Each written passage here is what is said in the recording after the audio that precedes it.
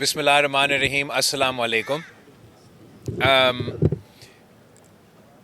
سندھ حکومت کراچی کے حوالے سے جو ایک ٹارگٹ ہم نے رکھا ہے کہ کراچی کا جو پانی کا مسئلہ ہے، ہم کے ایم سی اور سندھ حکومت نے مل کے اس مسئلہ کا حل نکالنا ہے. اسی حوالے سے آپ کو یاد ہوگا کہ حال ہی میں نے جو ہب کنال کا نیا کنال کا منصوبہ ہے، جس سے ہم اپنا ہی جو کیپیسٹی کراچی کی جو کیپیسٹی ہے ٹو ریسیو واٹر، اس کو بھرا کے اس کا افتتاح ہم نے کروایا. اور دو ایسے منصوبے ہیں جو ہمارا سیوریج ٹریٹمنٹ فیسلٹی کے منصوبے ہیں. دو ایسے منصوبے بن رہے ہیں کراچی میں. ایک آج ہم نے ایک کا دورہ کیا ہے جس کا 100 ایم جی ڈی کا کیپیسٹی کا پمپنگ کیپیسٹی ہے، اور ہمارا یہ کوشش ہے کہ یہ دونوں، ایک 100 ایم جی ڈی کا، ایک 35 ایم جی ڈی کا ٹریٹمنٹ پلانٹس جب فعال ہوں گے تو وہ میٹھا پانی ہم انڈسٹریل فیسلٹیز کو بیچ سکیں گے. اور ساتھ ساتھ جو کراچی کے واٹر سپلائی کا بوجھ ہے، اس پہ obviously if this treatment facility is running تو we'll be able to save that water from Karachi's water supply، اور وہ کراچی کو شہریوں کو پہنچانے کے لیے، مدد کرنے کے لیے، پانی پہنچانے کا یہ ایک طریقہ کار ہے. تو میں نہ صرف حکومت سندھ کا، سی ایم سندھ کا سید غنی صاحب کا اور میئر کراچی کا، ان کے پورا ٹیم کا شکر گزار ہوں کہ وہ جلدی سے اس مسئلہ کو حل کرنے کے لیے مختلف منصوبے پہ کام کر رہے ہیں. صاحب، آپ چائنا سے آئے ہیں گھوم کے، اور ہمیں امید ہے کہ یقیناً آپ چائنا گئے ہوں تو چائنا سے سندھ کے لیے ضرور کچھ لائے ہوں گے. کچھ ایسے منصوبوں کی بات ہوئی وہاں چائنا میں جس سے صوبہ سندھ کو کوئی فائدہ ہو؟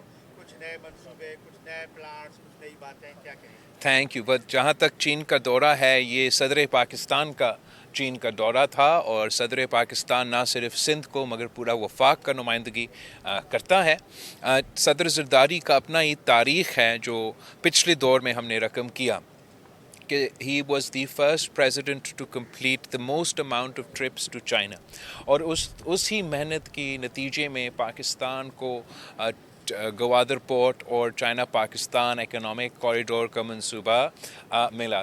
صدر زرداری نے اب یہ طے کیا ہے کہ اس بار اس نے اپنا پرانا ریکارڈ بھی توڑنا ہے، اور ایک بار پھر اپنا ہی ریکارڈ توڑ کے سب سے زیادہ trips as a president of Pakistan چین کے حاصل کرنا ہے. اسی سلسلے میں صدر زرداری نے اس دورے میں مختلف چین کے صوبے کے دورے کیے ہیں، اور ہر صوبہ کا اپنا اپنا ایک مختلف ایریاز ہے جہاں وہاں ایڈوانٹیجز ہوتے ہیں. مثلا پہلا صوبہ صدر زرداری جہاں پہنچا تھا، وہاں زراعت کے حوالے سے، اریگیشن کے حوالے سے اور ڈیفنس پروڈکشن کے حوالے سے، ہمارے ہوائی جہاز اور اس قسم کے منصوبے کے حوالے سے اس صوبہ کا ایکسپرٹیز تھے.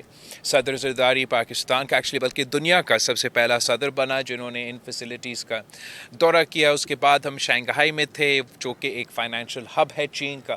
کراچی کا بھی سسٹر سٹی ہے. وہاں مختلف منصوبے کے حوالے سے چینی کاؤنٹر پارٹس کے ساتھ نہ صرف بات چیت ہوا مگر کچھ ایم او یوز بھی سائن کیے گئے، جس میں کراچی کے حوالے سے جہاں تک مجھے یاد ہے سالڈ ویسٹ اور ٹرانسپورٹ اور اس قسم کے منصوبے کا تو اس میں تو شامل تھے. اچھا صاحب، اس وقت جو باتیں اس وقت چل رہی ہیں کہ ایک مرتبہ پھر کہیں سی ایم صاحب کے حوالے سے باتیں چلتی ہیں، کیبنٹ کے حوالے سے، پھر میئر کراچی کو لے کر پیپلز پارٹی کا ہی حوالے سے باتیں آپ خود چلاتے ہو، پھر مجھ سے ان پہ سوال پوچھتے ہو، اور پھر ان کو میرا خیال میں جو باتیں جن کے حوالے آپ شاید دے رہے ہوں گے ان میں کوئی سچ نہیں. چیئرمین صاحب، جو پورٹ سٹیز ہوتے ہیں دنیا بھر میں وہ ایک اہمیت کے حامل ہوتے ہیں. آپ لائے ہیں گورنمنٹ کے وفاق میں، لیکن جس طرح سے کراچی کو اس کا حق ملنا چاہیے اس طرح سے کراچی کو اس کا حق نہیں مل پاتا.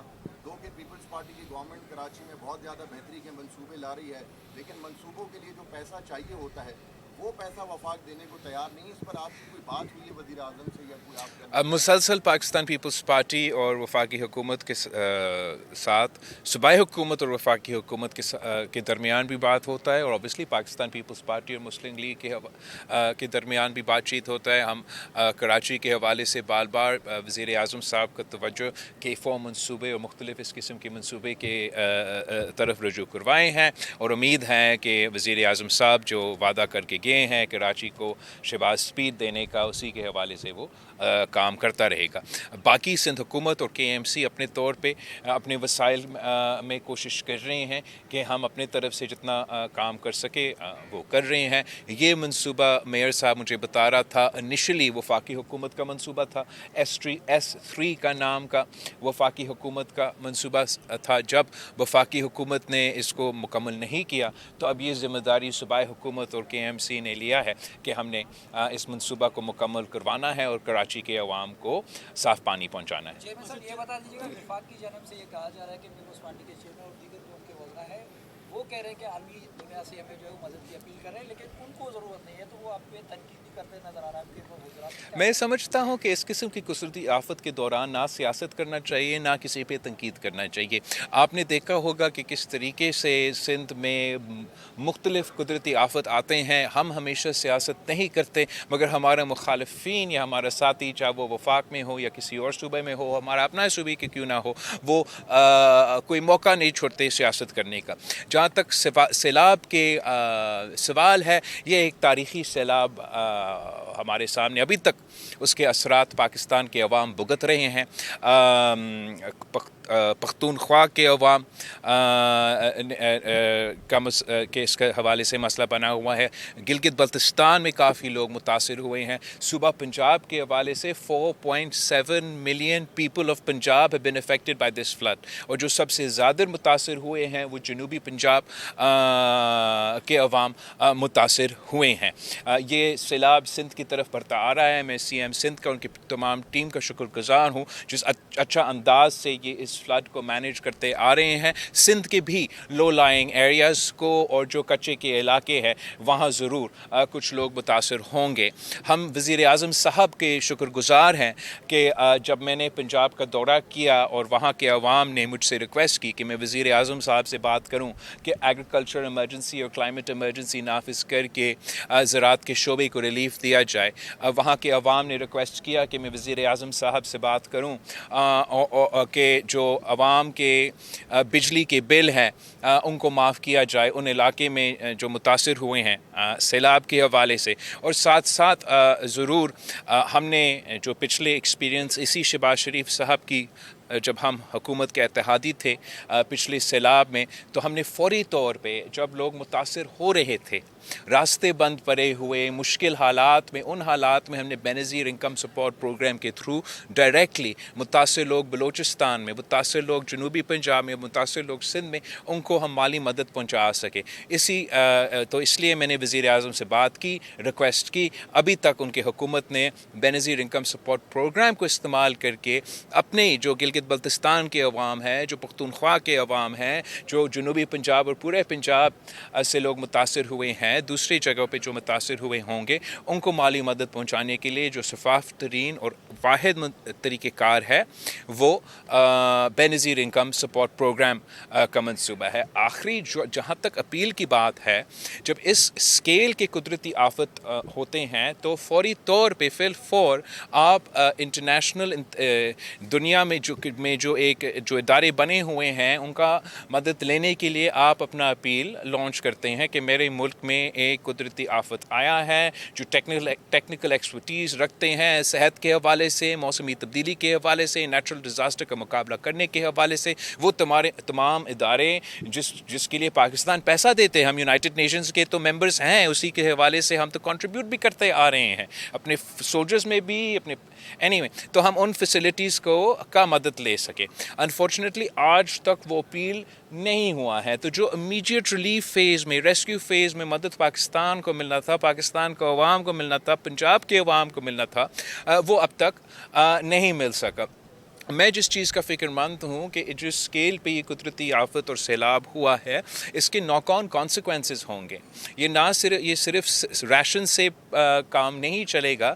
मसलन जो सेहत के हवाले से मसाइल पैदा हो जाते हैं, मलेरिया फैलते हैं, मुख्तलिफ पानी के से जो बीमारियाँ हैं वो फैलते हैं, उसमें हमें मदद मिलता है, कोऑर्डिनेशन में आपको मदद मिलता है। तो मैं समझता हूँ कि ये पाकिस्तान के सैलाब में मुतासिर जो अवाम है उनका हक़ था कि उनका हुकूमत ये मुतालबा करता है। और आज भी मैं समझता हूँ कि जहाँ हम शुक्रगुजार हैं एग्रीकल्चर इमरजेंसी का, इलेक्ट्रिसिटी की माफ़ होने का, हम फिर भी मुतालबा करते हैं वफाकी हुकूमत से, वज़ीर आज़म साहब से कि बेनज़ीर इनकम सपोर्ट प्रोग्राम को इस्तेमाल करके सैलाब के मुतासरीन को मदद पहुँचाएँ और आलमी सतह पर अपना अपील करके आलमी दुनिया का इसको साथ मिला दे ताकि हम इस आफत का मुकाबला कर सकें।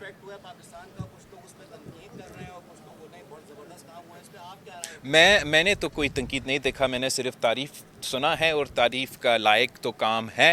हर पाकिस्तानी अपना फ़र्ज़ समझता है कि हम मक्का मदीना का दिफा करें और जिस तरीके से ये डिफेंस पैक्ट साइन किया गया है, पाकिस्तान का अपना नेशनल सिक्योरिटी के हालात को मद्देनज़र रखते हुए जिस तरीके से हमने हाल ही में ये भारत के साथ मुकाबला करके जंग जीता है, तो उस कॉन्टेक्स्ट में मैं समझता हूँ कि ये डिफेंस पैक्ट जहाँ तय हुआ है कि अगर पाकिस्तान पे हमला होगा तो वैसे ही देखा जाएगा जैसे सऊदी अरेबिया में हमला हुआ है, और अगर सऊदी अरेबिया में हमला होगा तो हम ऐसे इस नज़र से देखेंगे कि पाकिस्तान पे हमला हुआ है। मैं समझता हूँ कि दोनों ममालिक के लिए ये एक बहुत पॉजिटिव डेवलपमेंट है और मैं वज़ीर आज़म साहब को, उनकी पूरी टीम को मुबारकबाद देता हूँ कि ये मरहला वज़ीर आज़म साहब ने सऊदी अरेबिया में अभी साइन किया है। अच्छा, ये बताइए, इंडिया को हमने जो है बड़ी बुरी तरीके से हराया है, आपने बड़ी अच्छी सिफारतकारी की आपकी वजह से, लेकिन अब इंडिया का क्रिकेट में भी मतलब वो सियासत लेके आ गया है, तो क्या कहेंगे आप? मतलब वो मोदी की सोच वाले क्रिकेटर बन गए हैं जो, इस पर क्या कहेंगे आप? मैं इस पे इतना ही कह सकता हूँ कि हमें सब कोशिश ये करना चाहिए कि जो स्पोर्ट्स है इनको गैर सियासी रखा जाए। अफसोस के साथ आप ये देखते आ रहे हैं, ये पहला एग्ज़ाम्पल नहीं है कि भारत मुसलसल स्पोर्ट्स के साथ सियासत करता है और सियासत की वजह से मुख्तलिफ़ मौके पे जो इवेंट्स होने चाहिए थे वो नहीं हो सके या मुतनाज़ा बने, भारत का किरदार की वजह से, पाकिस्तान की किरदार की वजह से नहीं।